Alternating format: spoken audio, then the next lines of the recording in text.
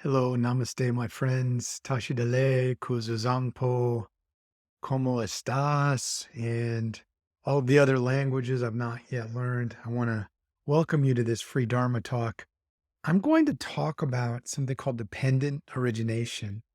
And if you're joining me on my podcast, I would strongly encourage you to click the link in the description of the podcast so that you can see the imagery and the slide deck that I'm going to share to visually depict some complicated philosophies. What I'm going to cover in this course or series of courses is how we can use knowledge of dependent origination or cause and effect to reduce our disturbing emotions and more accurately see what's actually happening. So let's get started. Enjoy. Hello there, my friends. Let's start this class. Again, the class is going to be called Dealing with Difficult Emotions and People Through a Knowledge of Dependent Origination. You ever been this mad? I know I sure have. Brings up a question. Where does anger actually come from? There's a couple different ways to think about anger. One is that we misunderstand our own anger. We take our own anger to be something that it's not. We think of it as independent, and we think of it as more than just a temporary, momentary thought. Another problem is we misunderstand the other person or the situation or the circumstances, whatever we're mad at. Because, of course, we can be mad at another person, but we could also be mad at situations, circumstances, experiences. And we also misunderstand those people or situations to be independent. We think that they inherently possess negative traits or qualities, such as badness or unpleasantness. And then the third thing is that our minds lack the clarity to see emotions arising. Um, a clarity of mind is a precursor to be able to catch anger, anger, attachment, delusion, jealousy, um, pride, frustration, sadness, any negative emotion. If we want to catch it arising, we have to have a clear enough mind that we can actually see it arising. And so I'm actually going to talk about number three before we jump onto any of the others. Having clarity of mind, it just comes down to meditation. If you do meditation on the breath, focusing your attention on the tip of your nostrils and actually from the tip of your nostrils all the way up to the top of the nose, and you focus on your in breath and your out breath, and you fix your attention to your breathing, and you breathe naturally, and you put your back straight. If you do that 15, 30, 45 minutes per day, up to an hour per day, maybe 2 hours per day, 1 hour morning, 1 hour night. If you're new, you would start, 5 or 10 minutes per session. If you do that every day, what will happen is your mind will become more clear and you will be able to catch those negative, disturbing emotions when they come up. If you don't meditate, it's going to be next to impossible to catch them. So meditation is sort of a separate track here. Whereas what I'm going to explain now is some philosophical perspectives and ways you can see situations to reduce your anger, or not only anger, but any disturbing emotion. But let's just use anger as an example, because the same principles that I cover here will reduce anger or jealousy or sadness or pride or frustration, anything. These disturbing emotions all come from the same root, which is ignorance. So the way, the first point here, the way we misunderstand our own anger is we look at it as independent, and we think of it as more than just a thought. That just, a thought is just a momentary, image or verbal words silently in the mind that pop up momentarily. It's just a momentary thought. Okay, it's really what anger is now. It becomes more than a momentary thought. It can take over our whole body and really kind of dominate us. But initially, it's just a momentary thought.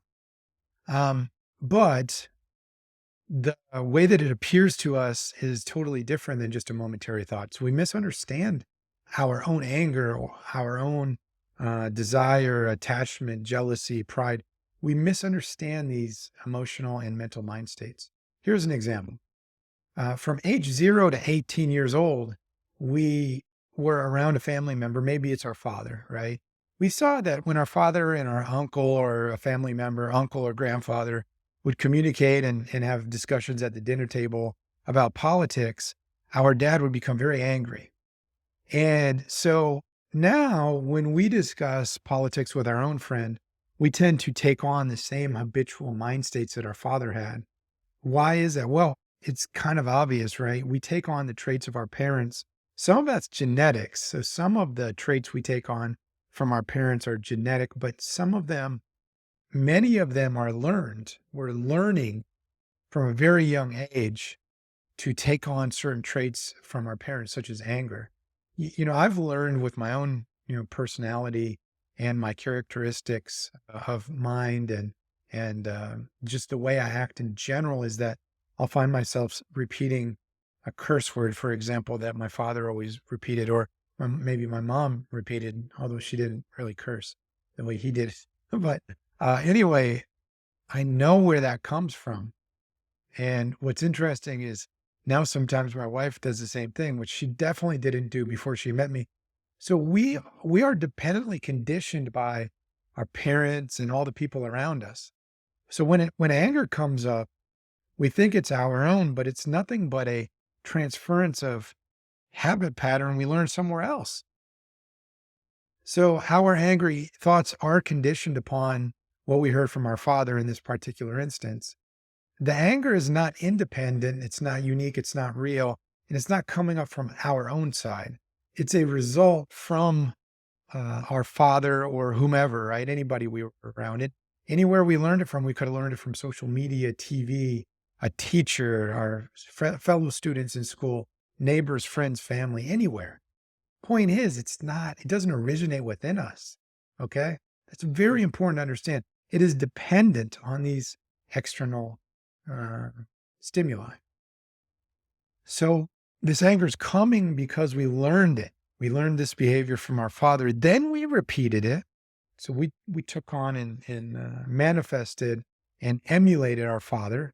And then we acted it out and then we created a habit. So first we learn it, then we habituate it. Then it becomes something that we repeat often. Here's an example. Let's say Larry is married to his wife, Julie, and Larry gets really mad and upset and disturbed when he feels she doesn't listen to him. Now, he is looking at Julie as the object of difficulty, and he's upset with her, and he thinks that Julie's so difficult, okay? It's really important to understand something. We are never actually responding to what's in front of us. We think we are, but that's an illusion. It's a confused perception. We are actually always responding to something that happened before. So Larry, before he met Julie and married Julie, he knew this woman named Melissa, and he felt she didn't listen to him. So he would get mad at her many times for doing this, and he built a habit pattern of anger. So he would get angry when his previous girlfriend, Melissa, didn't listen to him. And he habituated this anger and frustration so many times about feeling he wasn't listened to. Now it's this unconscious or subconscious mental kind of habit that he like automatically goes to that anger when somebody doesn't listen to him or he feels he's not listened to. So now he's doing the same thing to his wife, Julie, but he thinks he's mad at Julie, but he's really responding to this subconscious memory from Melissa. I believe that this is a direct explanation of karma. Karma is cause and effect. Anything we've thought, any thought, speech, or action we've done before. And I would add to that any experience, any memory that we experienced in the past, they all come back again and again, moment to moment in our modern day current life. And so we are always thinking we're responding to what's in front of us, but we're not. We're responding to what we've been conditioned to respond to. So in this case, Larry thinks he's responding to his wife, Julie, but he's really remembering this frustration he had with Melissa. He's really getting mad with Melissa, not Julie. And for that matter, even though he used to get mad at Melissa, maybe he just felt in his early years that he wasn't listened to. Maybe his parents didn't listen to him because they were busy. Maybe he had several brothers and sisters and his parents were really busy and they didn't give him enough attention. So he felt as though he wasn't listened to. So now he's carrying this around and it's a go-to or it's something that he, like when he has an argument with anybody, he always kind of goes to this thing of, you don't listen to me. And that's just this pattern he plays out with everybody. Maybe he plays it out with every relationship, not really understanding that there's this subconscious conditioning that came from when he was 6 months old and he didn't feel, maybe he was in his crib. And he didn't, when he cried, nobody came. So he's carrying this thing around and it's an illusion. It's all an illusion because it seems to exist one way, but it exists in a different way. He is acting out behavior in dependence upon past experiences. And we all do this. Nothing is independent. Julie is not independently difficult. Larry is not independently angry. We are taking all of this conditioning and it's flowing through us. Where does anger come from? Well, as I've just explained, it's dependent. To be more specific, it's a distorted, ignorant perception which sees dependent things as independent. This is very important. This dependent origination is a very powerful way. It's an ancient Buddhist teaching on cause and effect. And dependent origination teaches us not to take things the way they appear to us because their existence contradicts their appearance. Like Larry. Larry thinks he's angry at his wife, Julie, but really he's not. It's not about Julie. It's about his conditioning. Now, let's say we have a difficult friend. It could be a difficult spouse like Larry and Julie. It could be a friend. Okay. So let's say we have a difficult friend and he seems like he's difficult, as if he's independently that way. He's just, in our mind, he appears as if he's a independently existent difficult person. We don't really understand that everything arises in dependence upon causes and conditions. So on one hand, we don't understand our own anger with our friend is a result of past conditioning.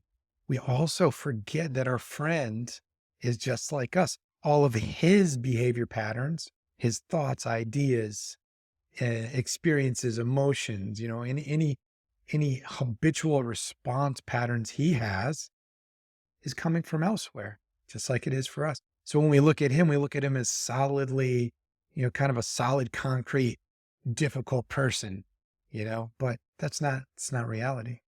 He is anything he displays, any words, thoughts, feelings, opinions that he displays are a direct result, a effect from a previous cause. They arise dependently. Nothing is independent. Everything that makes our friend himself react a certain way comes from outside of himself. It is not independent, inherent.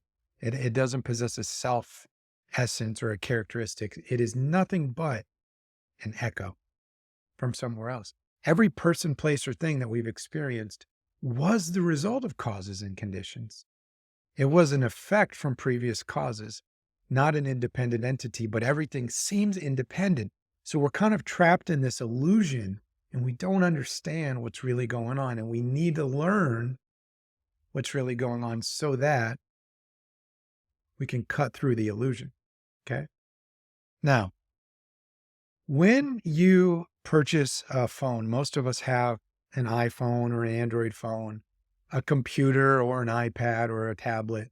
When you purchase a computer or an iPhone, if it's blank and if it just comes without any apps, it's somewhat useless.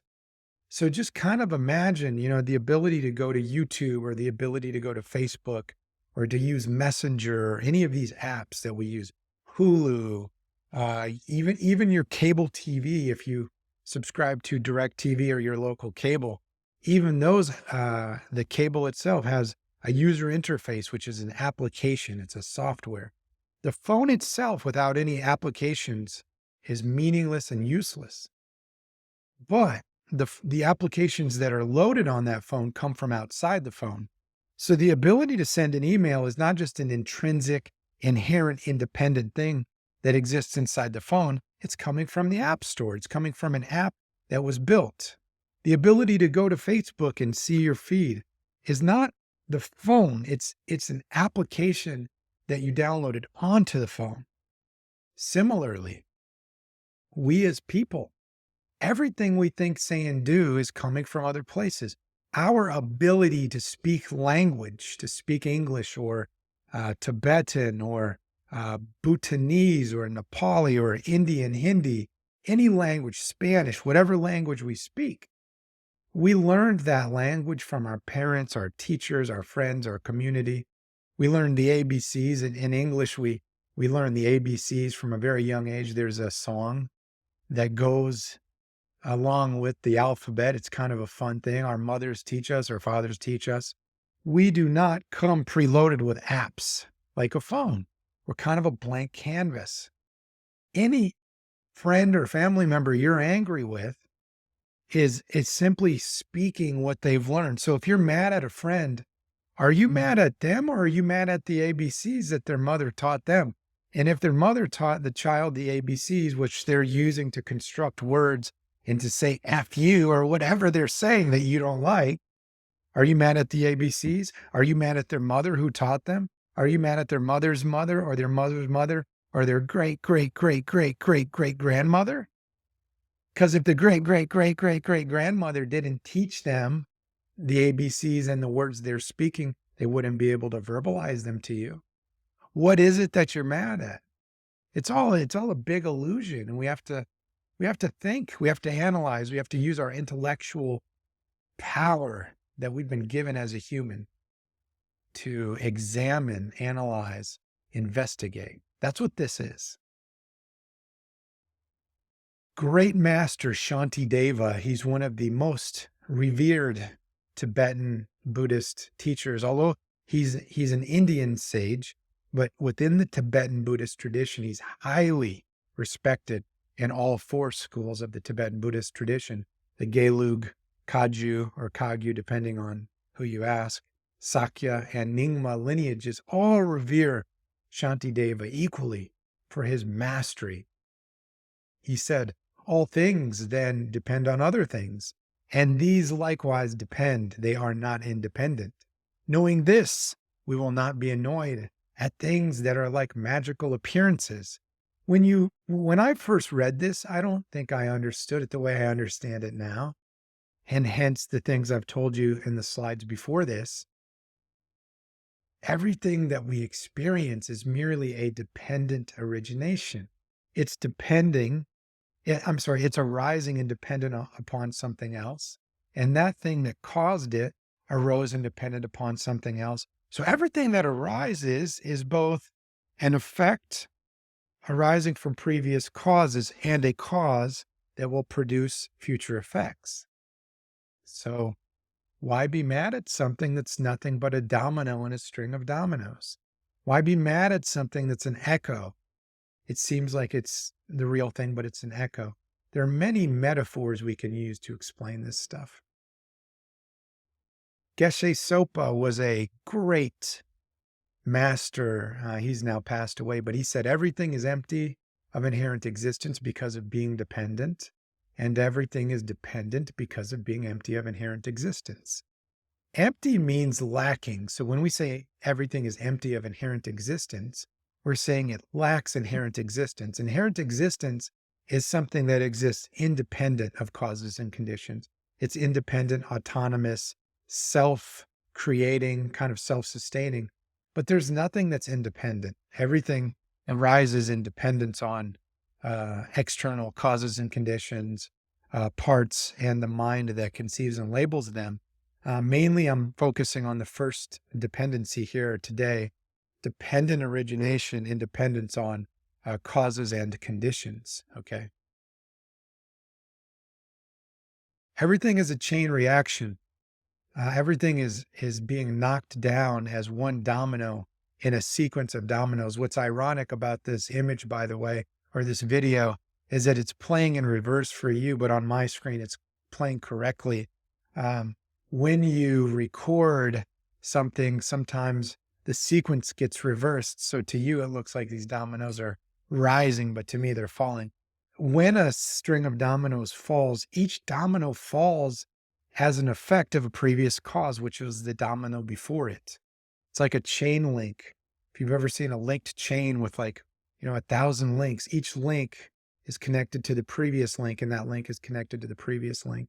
So everything we've ever experienced, whether it's a word that our friend spoke or anything else, an experience we had, every moment of existence is merely a dependent origination. Every second arises in dependence upon the previous second. If we die right now, we won't experience what's about to happen in the room that we're in because the previous second is now gone because we've left our body. So every second of our existence arises in dependence upon the previous second. I like the metaphor of echoes. Here's a man standing on a mountaintop yelling, and he can hear whatever he says, he hears it come back, and it sounds identical, right? So the echo sounds identical to the words you spoke, but it's only an echo. It's not the original word, it's an echo. It is arising in dependence upon the conditions of the mountain, the sound waves coming out of your mouth. And it seems independent, but it's not. It's dependent on you yelling the initial, hey, hey, hey. That initial hey that you yelled is causing the subsequent hays. Everything else exists just like the echo. Your difficult friend seems difficult, but their thoughts, words, and deeds arise dependently upon previous experience. And those experiences arise dependently upon previous experiences. And those infinite, we can go back infinitely. Every effect that arises is a result of a previous cause. There's nothing that's causeless. Okay. Now, technically, not to muddy the waters here, but unfabricated space, when I move my hands like this, it's because I have space. Space is said to be uncaused, and the mind is also said to be uncaused. However, I'm talking about the raw, naked nature of the mind. Awareness itself is said to be uncaused or uncompounded. The word is uncompounded. So space is uncompounded and the nature of the mind is uncompounded, but they're still dependent on terminological imputation. So what I'm calling this lack of material, I'm calling it space. So the very word space exists in dependence upon me labeling it space. I'm not really going into this today, space in the mind, but I'm just mentioning it so that I don't teach incorrectly. I want to teach correctly according to the tradition. But today's presentation is about cause and effect. So the friend that you have an argument with, a friend or family member or whatever, is everything they think, say, or do, as well as everything you think, say, or do, are simply effects coming up from previous causes. Disturbing emotions can only arise in the presence of ignorance. That's something we should really understand. And to be angry about someone's words or ideas is like being angry at an echo, because their words and ideas came from someone whose words and ideas came from someone, and that person's words and ideas came from someone. Who is it that you're going to be mad at? So to get mad at somebody is like mistaking the echo for the original, hey, hey, hey. It seems like it's original. So when somebody says something to you, such as, you you don't do anything for me. I do everything for you. You don't do anything for me. Which, by the way, is like the baseline of every argument we've ever had. When they say this to us, it seems or feels as if they are they're like this is an original explanation, right? Like they're saying something that is um, unique and independent. But what they're saying is dependent. It's nothing but an effect of something that was caused by something else. That knowledge that they're sharing came from somewhere else. The English language they're speaking, or whatever language they're speaking, somebody taught them that language.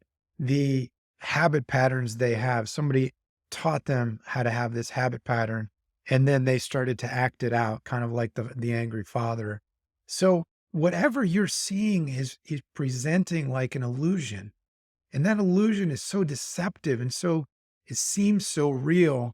And that's really what causes our problems is we can't understand the dependent nature of whatever we experience. The original source of those words is infinity. It is beginningless. Because as I mentioned, if you're angry at your friend Johnny for saying something, his father taught him how to think this way. And his father taught him. So Johnny's grandpa taught his father. Johnny's great grandpa taught his grandpa. His great great grandpa taught his. So you're going to go back to infinity if you want to really find the source of what was taught.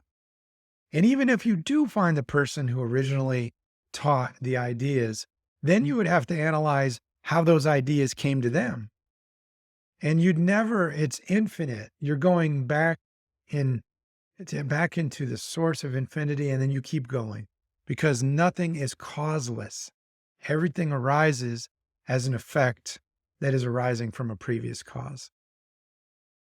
I want to do an experiment with you. I want you to think of somebody that you have a problem with. It could be kind of like the gentleman who's on the screen here, who you're giving advice to somebody and they don't listen. I know we've all had this. You have a friend or a family member that has a problem, and you know that if they just do what you're suggesting, their problem will go away, but they don't listen, right? And we all have people like this in our lives. But anyway, think of a person that you have difficulty with right now. And I really want you to think about that situation. So just take a second and bring them into your mind and allow yourself to feel the frustration or the anger or whatever. Could be sadness, could be you could feel jealousy, you could feel greed, or like you're doing more than they are in the relationship. Whatever it is, just take a second and bring that person to mind.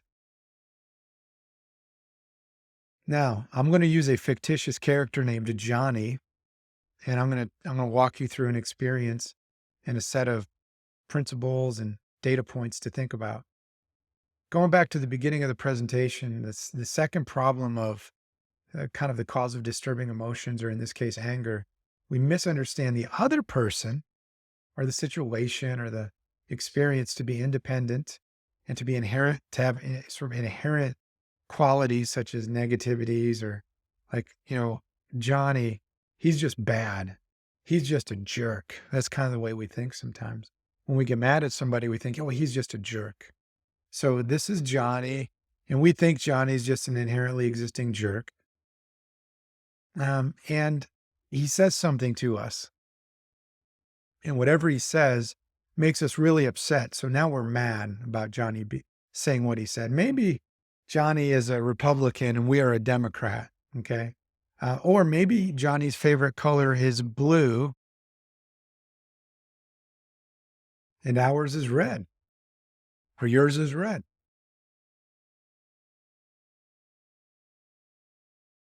Now, we're going to start to think about causes and effects. Instead of seeing Johnny as a solid, stable, independent, inherently existing Johnny, an intrinsic, independent, inherently existing Johnny, which means that Johnny arises without causes and conditions. In other words, he arises independently of causes and conditions, rather than the way he really exists, which is independence. We all know Johnny has arisen dependently, just based on everything I've gone over today. First of all, whenever we argue with Johnny, we have to consider his parents taught him everything he knows between the age of 0 and 4, which are extremely formative years. What we learn when we're very, very young, due to the nature of our minds during a young age, sticks with us. So we're like sponges between the ages of 0 and 4. And most of what we learn is coming from our parents. Now, Johnny's parents learned everything they knew from from Johnny's grandparents, which were their parents. And his grandparents learned everything they knew from Johnny's great grandparents. And his great grandparents learned everything they knew from his great great grandparents. So when you have an argument with a friend or a husband or a wife or a girlfriend or a boyfriend, a spouse, a family member, everything they've ever learned came from this family tree that I'm showing you, an inverted pyramid. And make no mistake about it, I'm only showing you 1, 2, 3, 4. I'm only showing you 4 levels of his ancestors, which I believe is 30 people if you count. I'm only showing 30 people. So the conditioning of 30 people is coming into this moment, this argument that you might be having right now, this anger you're feeling towards this person. You think you're angry at Johnny, but yet everything Johnny knows came from 30 people. But that's only what I'm showing you on the slide on this computer. A more realistic depiction would be 1 billion or 1 trillion previous ancestors coming into this moment for Johnny. Can you imagine? It's like infinity. It's like trying to boil down infinity and present it. I have no way to present infinity. Infinity is unpresentable. It is beyond conception. It transcends conceptuality because it's immeasurable, right? So we are never arguing with just Johnny. We are never having a disagreement with just, Larry and Julie in the earlier slide. Larry is not arguing with Julie. It's 1 billion ancestors from Larry arguing with 1 billion ancestors from Julie. But it's even more complicated than that, as you'll see. So this is something important. If you think you're mad at Johnny, you have to say, okay, I'm mad at Johnny and his mom and his dad and his grandmother and grandfather on his mom's side and his grandmother and grandfather on his dad's side and his great grandmother and grandfather on his mom's side and his great grandmother and grandfather on his mom's dad's side. You'd have to go through this until you got to 1 billion. Which of these people are you mad at? It's amazing because when you think this way, if you really contemplate what I'm saying here, you will start to feel a feeling of spaciousness. You're tracing back the dominoes from Johnny. Johnny's the domino in the front that's about to fall, but go back to infinite trillions and trillions of infinite dominoes. Imagine a series of dominoes that have circled the earth 1 million times. And that's what we're talking about here. You can't really be mad at Johnny once you think this way, because you understand Johnny is like Johnny's like a glass window pane with light shining through it. Everything Johnny does is nothing but a manifestation of other things, other people, places, things, knowledge. Johnny has no self-essence. And back to the domino example, Johnny's great grandfather was a Republican. So in this example, I just use Republicans and Democrats because in America, everybody believes in the political system and hates the other side, which is we're just ignorant. We don't understand that everything is dependent. Everything is cause and effect. Everything is an effect of a previous cause. So if you're mad at your Republican friend or your Democratic friend, just trace back the dominoes. Johnny's great grandfather was a Republican. He taught his son to be a Republican. He taught his son, which is Johnny's dad, to be a Republican.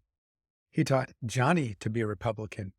Now Johnny likes Republicans because he's been taught from 0 to 18 years old that Republicans are good. So now he repeats their phrases. He's told that he should do this. Since your great grandfather and so forth taught you to be a Democrat, you don't like Johnny's Republican views. You think that Johnny's wrong and Johnny thinks you're wrong.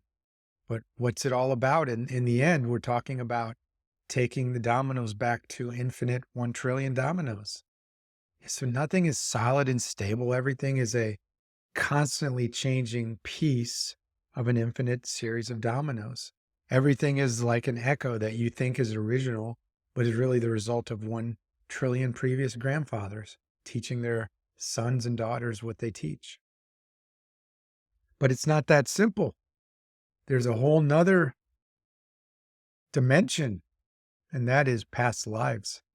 If you're a Buddhist and you believe in past lives, like I do, based on data, there's tons of data out there that clearly supports past lives and reincarnation. And therefore, when I first started studying Buddhism, I had a lot of doubts about reincarnation because I couldn't see it. But I can't see the electricity that's causing these lights to shine in my room. I cannot see the gravity that's keeping me on the ground, but yet I know it's here. I can't see the oxygen that I'm breathing, but yet I'm breathing. So the fact that you can't see something is a very poor reason to not believe something. We're more intelligent than that, and therefore we can use our human intelligence to understand reality. So therefore, every moment of every past life Johnny has had, and Johnny has had trillions of infinite, immeasurable past lives, uncountable past lives. And every single second of those past lives have conditioned Johnny's belief system. So you could say, just for the sake of a visual depiction, the bottom of this slide is displaying Johnny's conditioning from past lives. In other words, the causes that have produced Johnny's current views, his opinions, his perspectives on life. A lot of it is coming from his past lives, which are infinite, literally immeasurable past lives. Animals, humans. In Buddhism, we believe in hungry ghosts. We believe in hell beings being born in a hell realm. All of these past lives that Johnny has had have had infinite number of seconds, and every second produces a karmic imprint on the mind, and we carry that forward from body to body. So we are the sum total of every previous past experience that we've had. And so Johnny, from the bottom of the slide, has been conditioned to say the words he's saying right now based upon his past lives. And he's been conditioned based on trillions of ancestors who have passed down knowledge, learning, skills, behavior, language, mannerisms, belief systems, opinions, etc. So although you think Johnny is this concrete, independent person, he is not. He couldn't be further from an independent person. Everything about Johnny has been produced by non-Johnny things, non-Johnny knowledge, non-Johnny experiences, non-Johnny things. Whatever Johnny thinks he is, many people kind of define themselves as, oh, I'm a salesman, or I'm a Buddhist teacher, or I'm a husband, or I'm a father. Every one of those things is defined by what it's not. So for example, I'm a father. If somebody's a father exists independent upon the son. Without a son, there can be no father. So we define ourselves by everything that we're not. I'm a salesman. A salesman cannot be a salesman without a customer. So the salesman defines himself by all the customers. The father defines himself by the son. The husband defines himself by the wife. The wife defines herself by the husband. The mother defines herself by the children. Somebody might say, I'm Jason and I'm a Buddhist. So then, therefore, Jason is defining himself by Buddhism, which is this thing that he's not, but that's what he's saying he is. So we define ourselves dependently. We are the essence of the effect of infinite, myriad, immeasurable trillions and trillions and billion, trillion, the highest immeasurable infinity that we could never even begin to understand. That's what we are. When you look at it this way, you might not be so angry at somebody, because who are you angry at? You're angry at infinite previous ancestors on Johnny's parents' side and infinite previous lifetimes on Johnny's past lives. Every reincarnation or every incarnation that he's had, you're mad at all of those.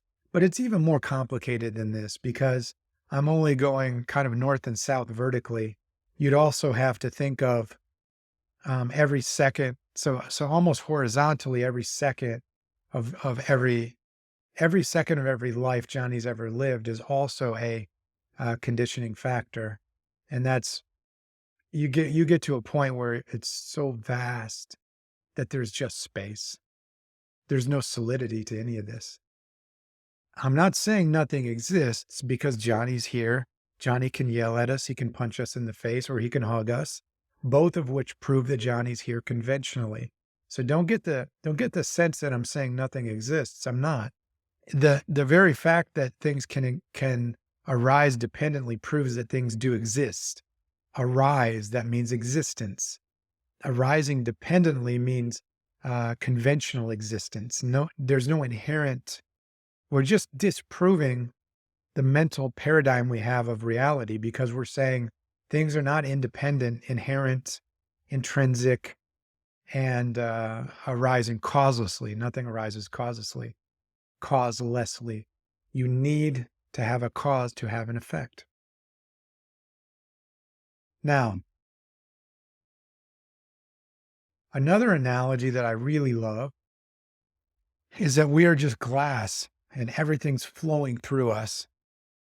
So you look at this beautiful stained glass window, which, by the way, the cross at the top kind of looks like a Vajra, a four-sided Vajra to me.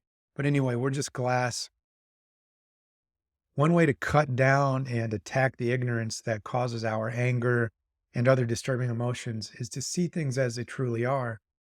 And as you saw on the last slide, Johnny's not what you thought Johnny was. Johnny is a manifestation of infinity, infinite causes and conditions.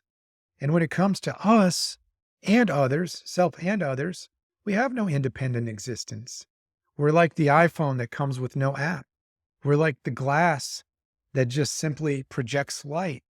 We're a medium for infinity to shine through us. Everything we've ever known, learned, said, felt, or thought came from somewhere else. Somebody else taught us, a parent, a teacher, social media. Parents, teacher, social media, TV, Netflix, Hulu, Amazon Prime, friends, neighbors, relatives, animals, dreams, past lives. Everything that we've ever thought, said, or did was an effect of a previous cause. We've just had it so severely wrong. We've been so severely confused for so many lifetimes that we've never had this kind of precious knowledge. And this knowledge that I'm sharing is just a manifestation of Buddha Shakyamuni, all the Buddhas, all the Bodhisattvas.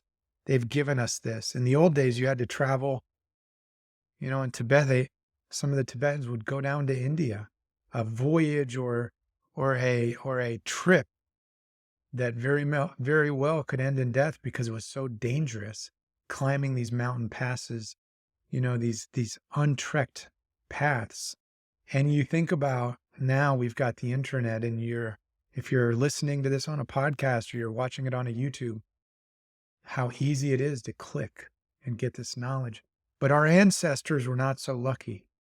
To get this knowledge, they had to go on extreme expeditions.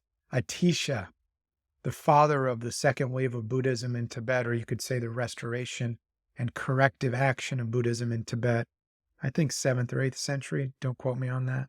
Actually, it might be 11th or 12th century.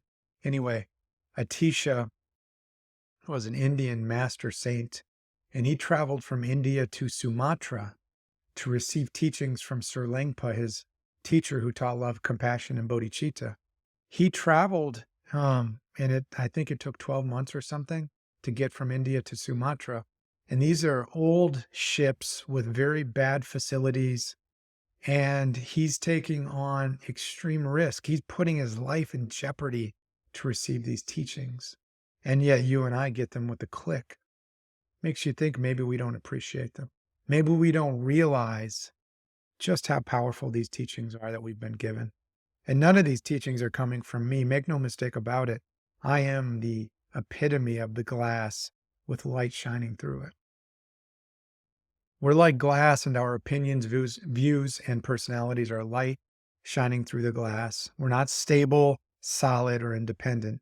We are the effect of previous causes, and everything we think, say, and do is the effect of previous causes. Okay, so just remember, it's about cause and effect. It's about dependency. There is no independent Johnny.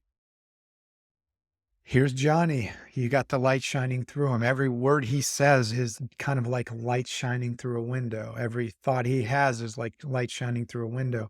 It's coming from previous moments of experience. He's a projection of all the moments his ancestors have experienced and then taught to their kids. And he's a projection of all his own experience during this life and past lives. The point is, how could you possibly be mad at Johnny when everything he is dependent upon things that he's not?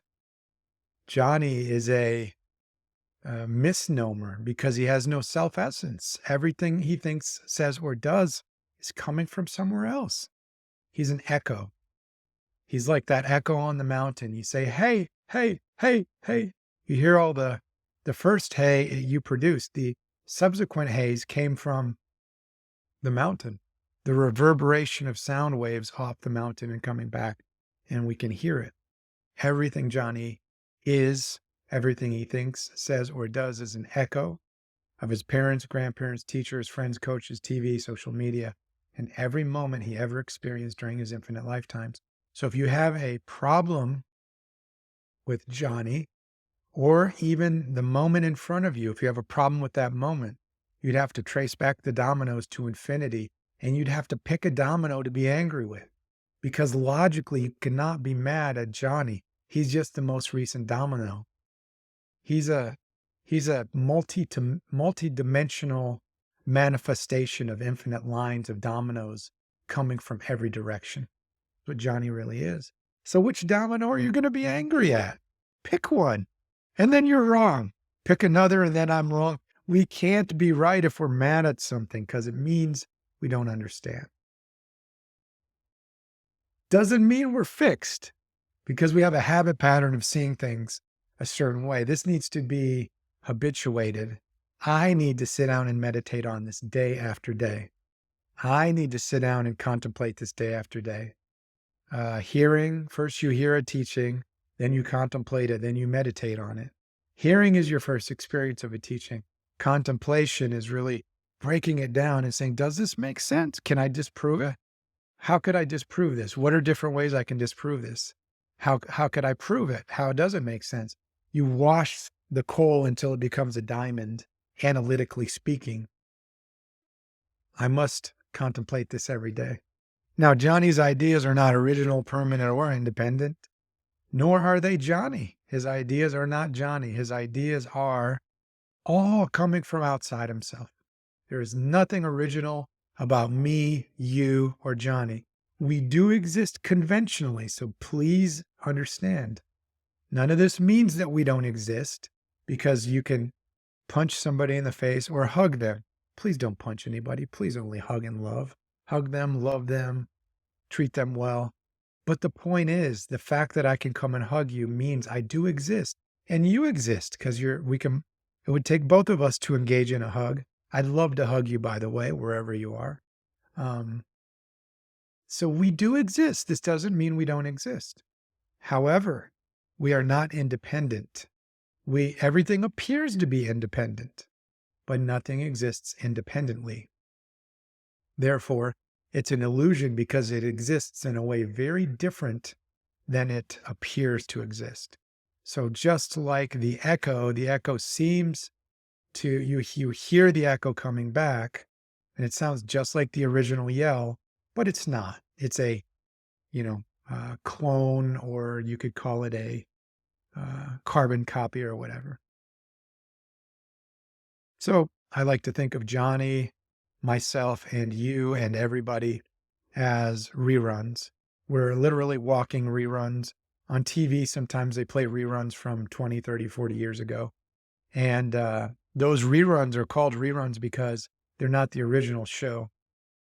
They're being replayed many years after the show was on air as a new series.